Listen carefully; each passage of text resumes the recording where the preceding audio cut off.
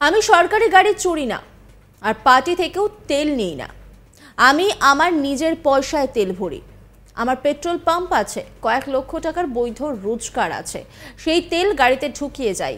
আর যদি রায়গঞ্জে প্রচারে যেতে হয় আমি তো ফিরতে পারবো না, থাকতে হবে। মালদাতে হোটেলে ভাড়াও আমি দেব।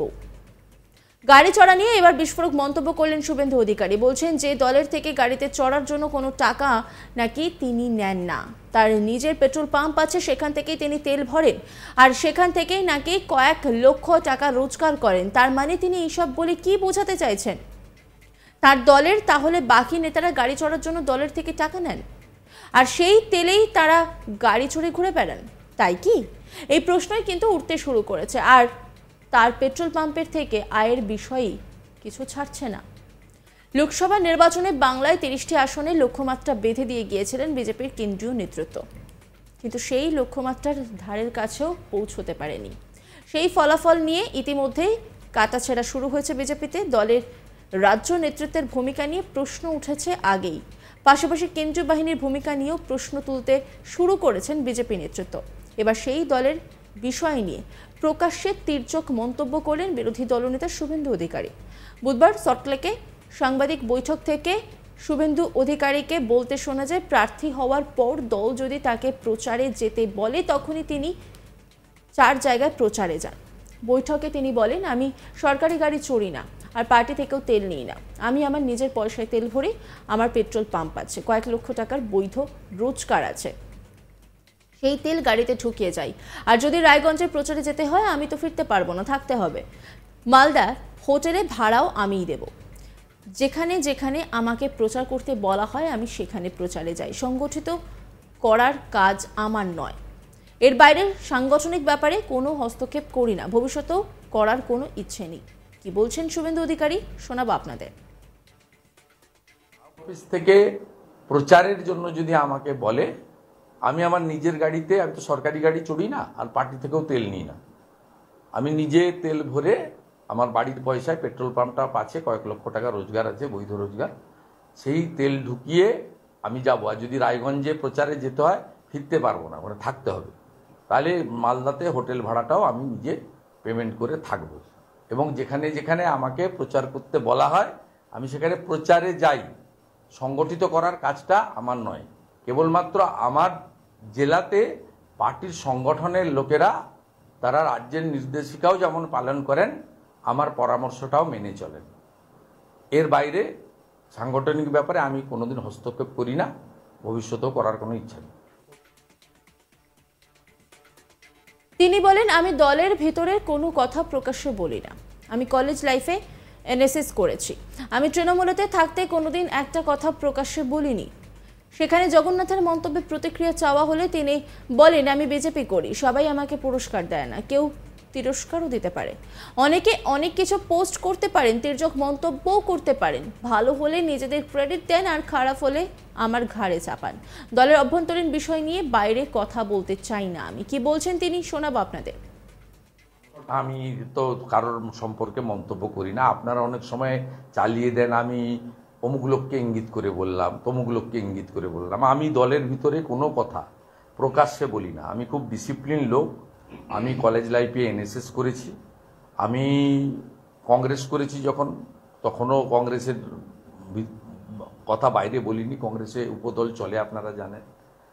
আমি তৃণমূল যতদিন করেছি কোনো দিন আমার ভাইপো এত হাত ধুয়ে আমার পিছনে লেগে থাকতো, মুকুল রায় লেগে থাকতো, তা আমি কোনো দিন প্রকাশ্যে একটা কথাও কোনো দিন বলিনি।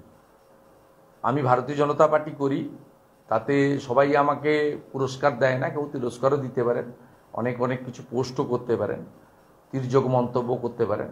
ভালো হলে নিজেদের ক্রেডিট দেন, খারাপ হলে আমার ঘাড়ে চাপান।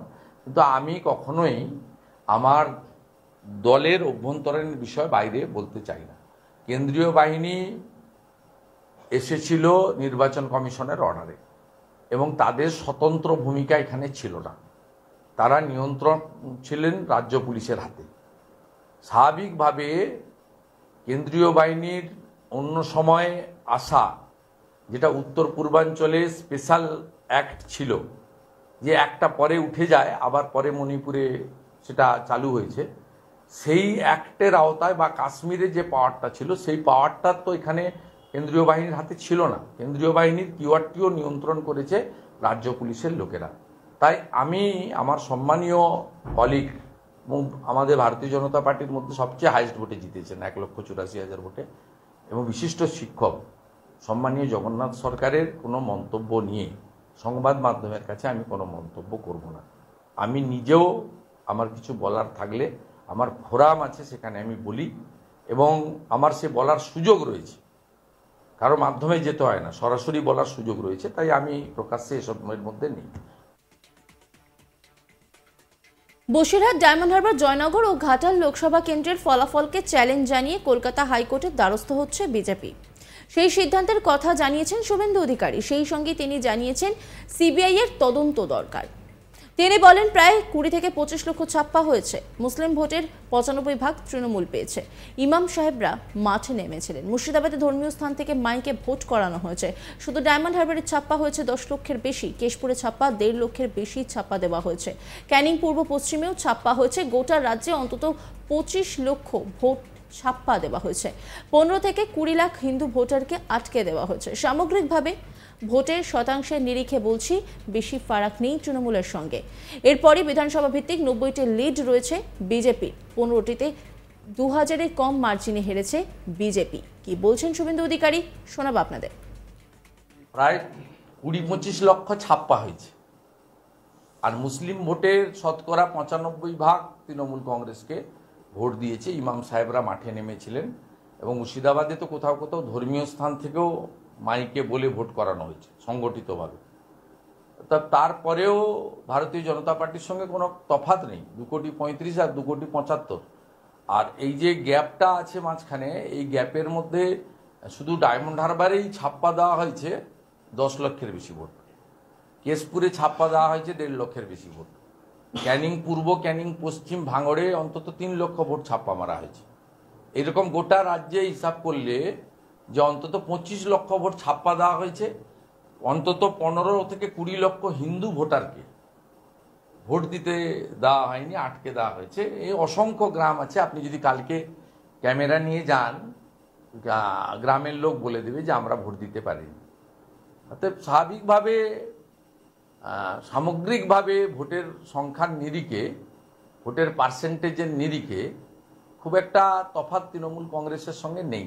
আমি আবারও বলি, এই 12টা যদি 21 হতো, নিশ্চিতভাবে সব বিজেপি কর্মীরা খুশি হতো। সেই জায়গাটা ছিল আরামবাগ থেকে শুরু করে, মেদিনীপুর থেকে শুরু করে।